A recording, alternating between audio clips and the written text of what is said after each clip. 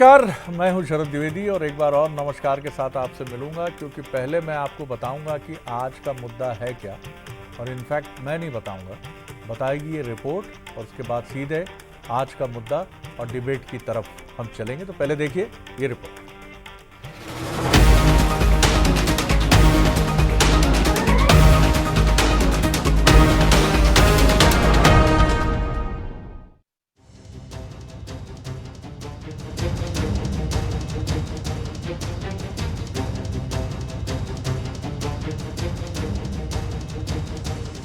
इन तस्वीरों ने इंदौर के साथ ही पूरे सोशल मीडिया में अश्लीलता परोसने का काम किया था, जिसके बाद युवती की खूब किरकिरी हुई थी।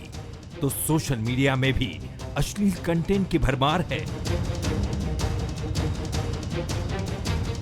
जिसको लेकर अब जैन संत विनम्र सागर महाराज ने आवाज बुलंद की है।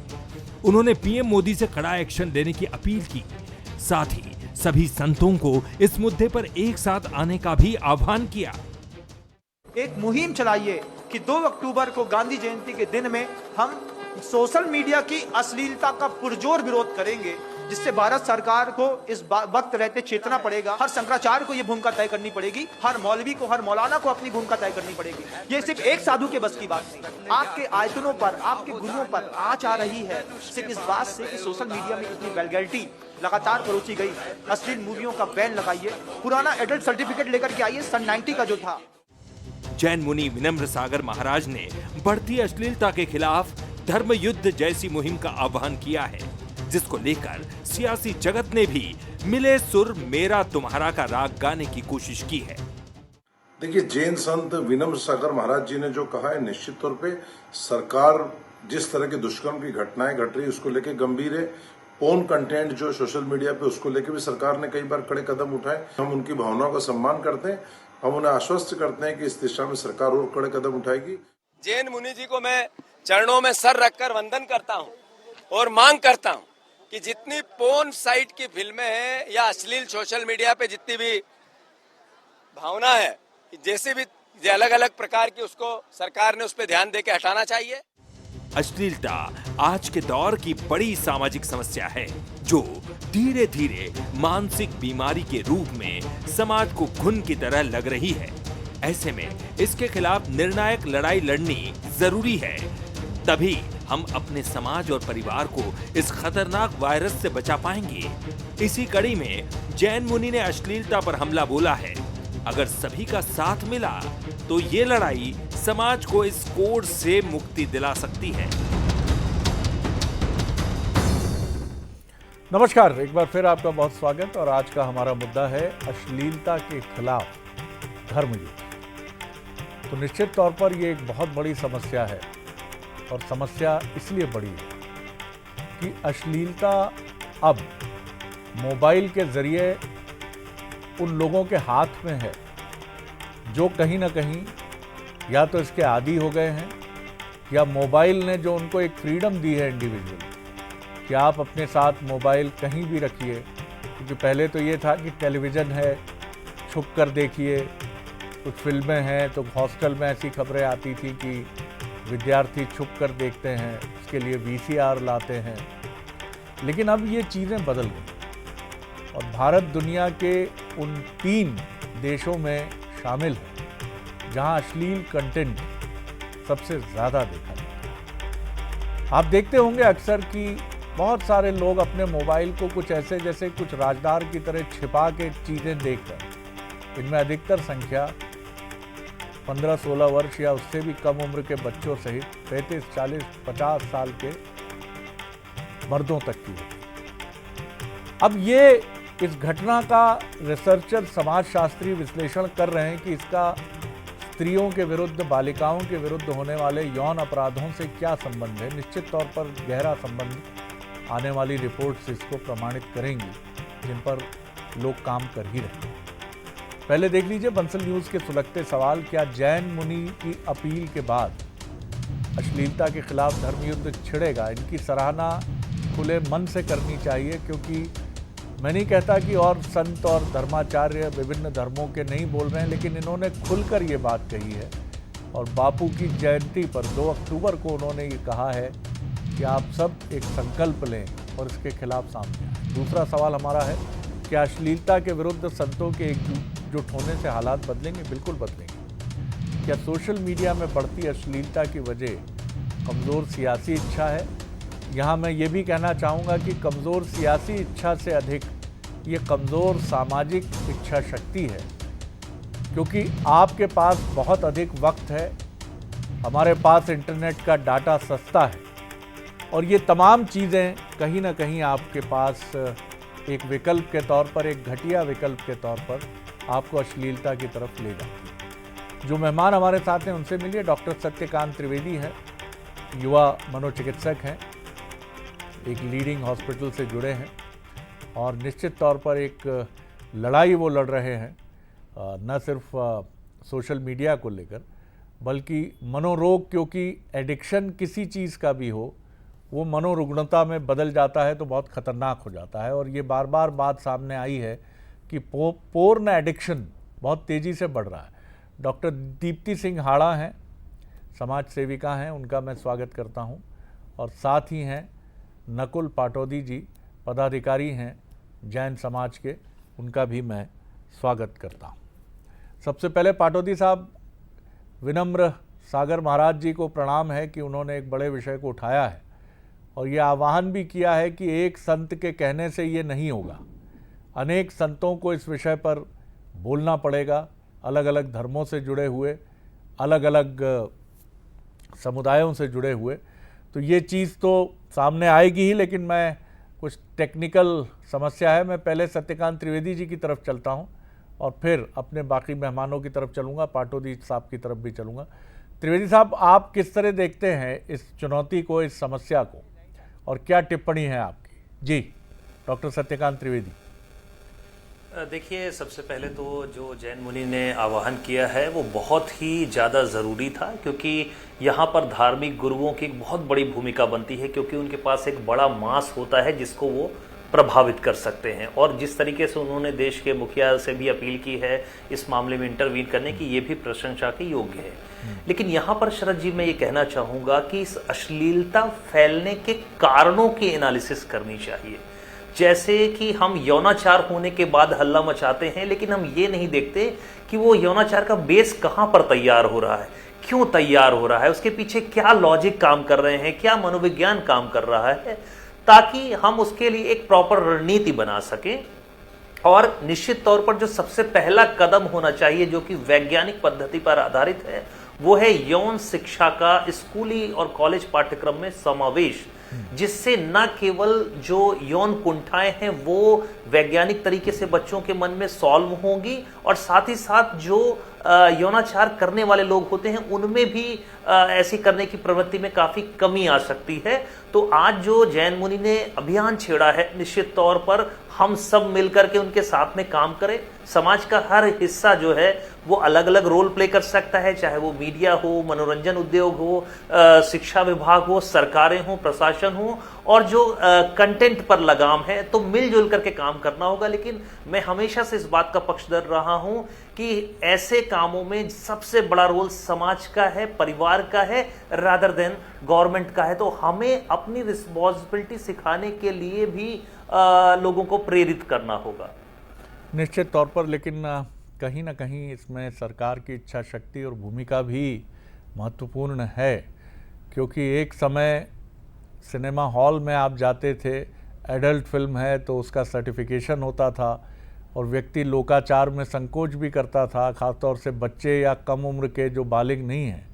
लेकिन अब नेट तमाम जो OTT कंटेंट हैं, इनमें क्या कुछ है ये सब जानते हैं। पाटौदी साहब, मैं आपकी तरफ आ रहा हूँ। आपने सुना डॉक्टर सत्यकांत त्रिवेदी जी ने बहुत महत्वपूर्ण बात की कि पहले हमें उन कारणों पर जाना होगा, समझना होगा, और इसमें यौन शिक्षा, सेक्स एजुकेशन एक बड़ा रोल प्ले करेगी।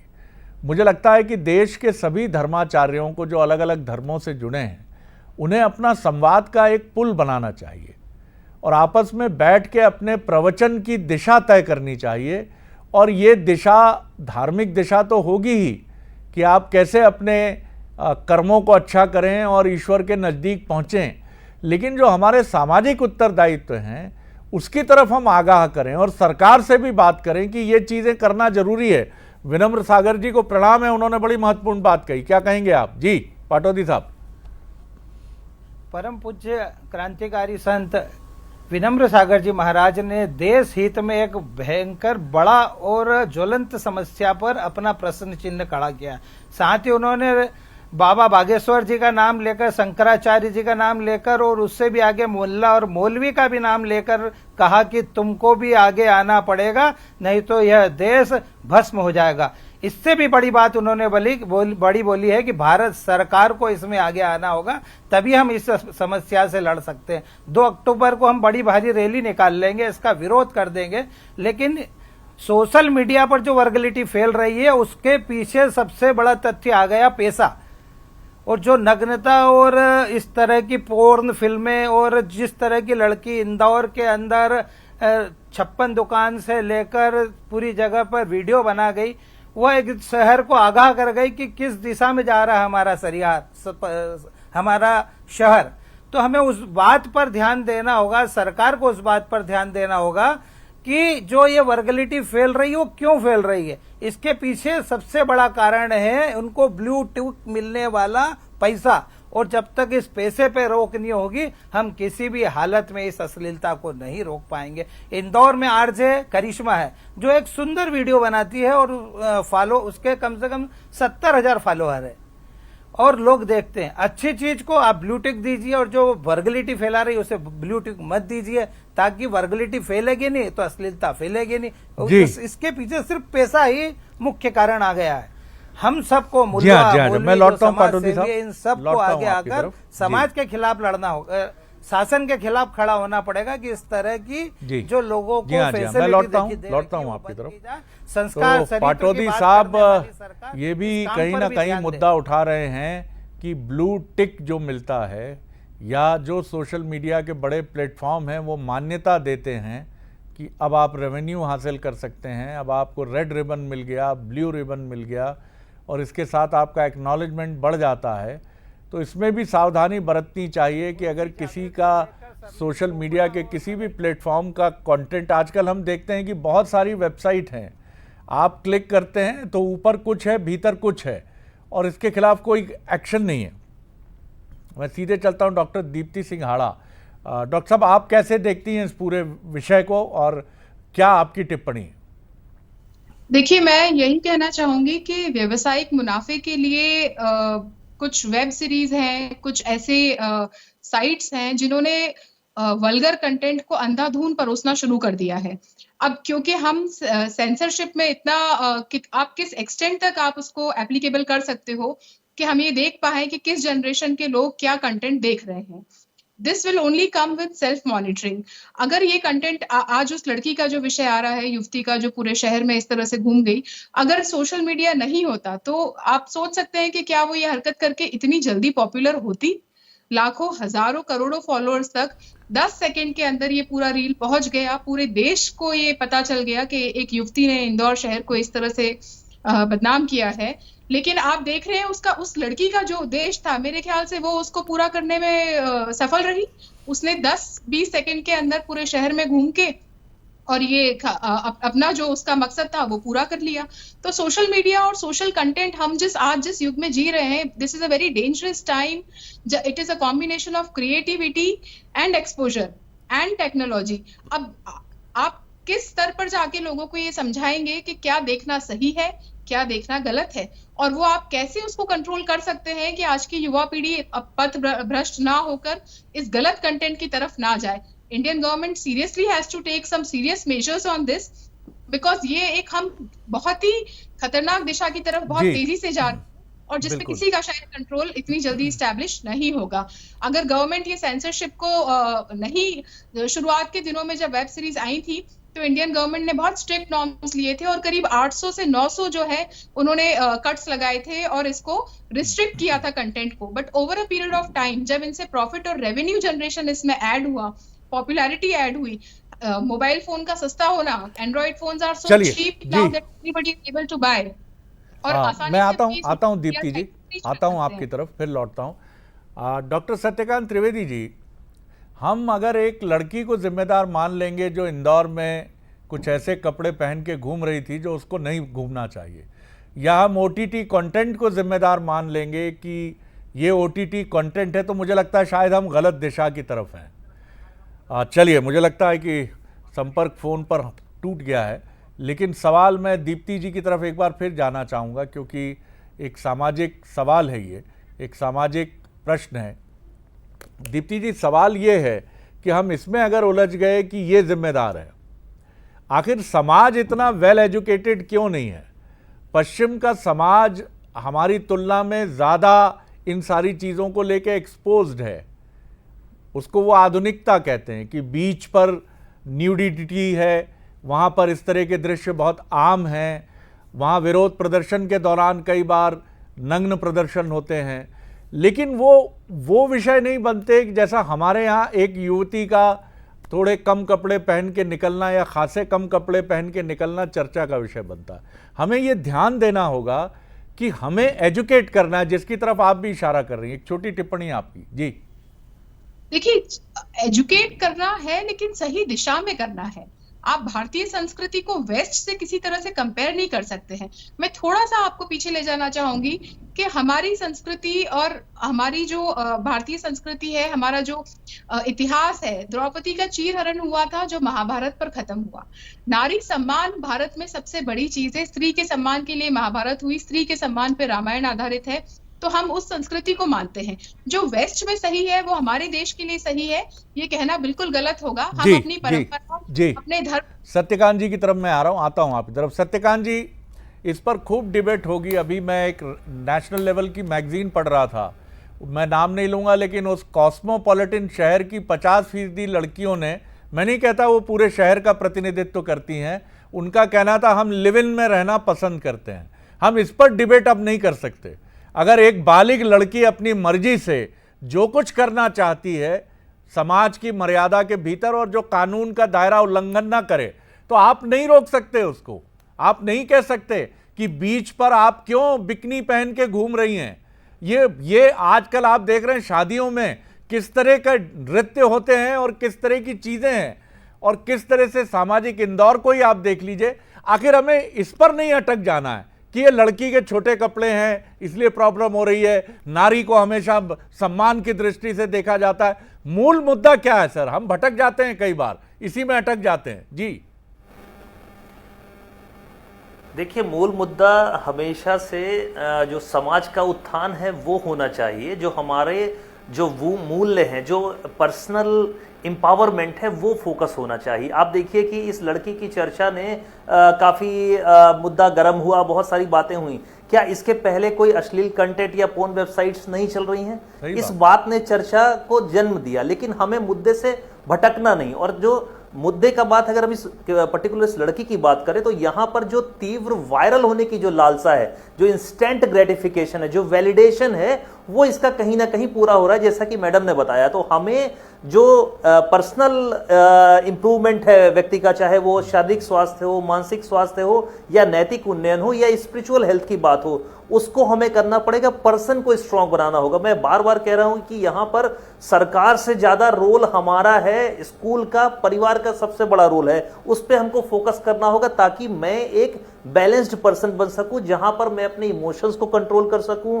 इमोशनल कंट्रोल करने से न केवल क्राइम रुकेगा, न केवल अश्लीलता रुकेगी, बल्कि हमारे पूरे देश की प्रोडक्टिविटी बढ़ेगी। बिल्कुल आपने सही कहा, क्योंकि समस्याएं देश बदलने के साथ अलग हो जाती हैं। अमेरिका की बड़ी समस्या ये है कि वहाँ स्कूलों में बुलिंग बहुत होती है। बच्चों की रैगिंग जो हमारे यहाँ कॉलेज में होती है, वहाँ स्कूल्स में होती है। और चूंकि वहाँ हथियार खरीदी पर प्रतिबंध नहीं है, लाइसेंस की ज़रूरत नहीं है, तो नाबालिग बच्चे भी ऑटोमेटिक गन लेकर स्कूल चले जाते हैं और नफरत से भरे ये बच्चे गोलियां चलाते हैं। समस्याएं बदलती हैं, हमें उन समस्याओं को रोकना है, बुलिंग को रोकना है। मोबाइल आप बच्चे को देते हैं, लेकिन ये नहीं बताते कि इसमें क्या देखना है, क्या नहीं देखना है, और किस उम्र में ये बताना चाहिए, ये नहीं बताते हैं। आप घर पर आप OTT कंटेंट की तरफ चले जाते हैं, लेकिन आप अपने बच्चे को नहीं बताते हैं कि ये क्या है, और ना उसको स्कूल में ये चीज़ बताई जाती, क्योंकि सेक्स एजुकेशन है ही नहीं। पाटौदी साहब, जो बात विनम्र सागर महाराज जी ने की, बहुत कम संत ये बात कहते हैं। जैन समाज के भी मुझे ध्यान नहीं आता कि किसी और संत ने इस तरह से, इस ताकत से इस बात को उठाया है। इसमें हमें नहीं उलझना है कि किसने उठाया किसने नहीं उठाया। महत्वपूर्ण बात यह है कि इसका प्रचार प्रसार सभी तरफ होना चाहिए। जी हाँ, बिल्कुल बिल्कुल बिल्कुल। बोलिए। मेरा निवेदन ये था कि जो आपने भी बोला कि हमारे देश की जो बच्चों की मानसिकता है, हमारे यहाँ शुरू से संस्कार संस्कृति और ये गलत है और ये सही सिखाया जाता। पश्चिम में वही चीज खुली बचपन से ही सिखाई जाती है, तो हमारी और उनकी मानसिकता में कम से कम 50 वर्ष का डिफरेंस है।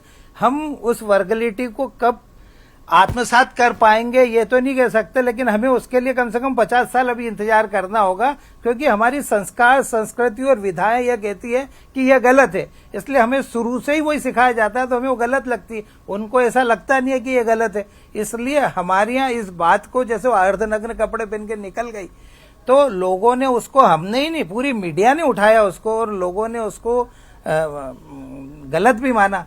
तो अगर हम इस तरह की बातों को राष्ट्रीय स्तर पर सरकार के तहत नहीं रोकेंगे, जब तक हम कितने ही आंदोलन कर ले, इसको रोकना बड़ा मुश्किल है, क्योंकि हर बात में ये टुनटुना समा दिया गया है। बिल्कुल। डॉक्टर सत्यकांत त्रिवेदी, आपकी तरफ मैं फिर आ रहा हूँ। पश्चिम और पूरब की तुलना बहुत होती है, बिल्कुल सही बात है। उनका अनुशासन, उनका लोअर लेवल पे बड़ी इफिशिएंसी से काम करना, ये सम्मान का विषय है। और दूसरी तरफ भारत में हमारा पूर्वजों के साथ हमारा जो सोशल फैब्रिक है, ये बड़ा अच्छा है। लेकिन फिर इसके साथ महत्वपूर्ण बात ये नहीं है कि हम इसी में फिर अटक कर रह जाएं। हमें इससे निकल के ये भी देखना होगा कि चीन और जापान जैसे देश जो बहुत वैल्यू सिस्टम को फॉलो करते थे, अपने कल्चर को, कोरिया, आज इनका पूरी तरह अमेरिकीकरण हो चुका है। क्योंकि मार्केट जिस ताकत से आता है तो वो अपनी ताकत लेके आता है, और भारत पर भी इसी मार्केट का हमला है। ये सभ्यता नहीं है, ये मार्केट है। ऐसा पहनिए, ऐसा दिखिए, सुंदर दिखिए, इस तरह के रिलेशन में जाइए। शादी नाम की संस्था भ्रष्ट हो चुकी है, कुछ नहीं बचा है। तो हमें अपने वैल्यू सिस्टम को मजबूत करने के लिए एजुकेशन ही मजबूत टूल है। जी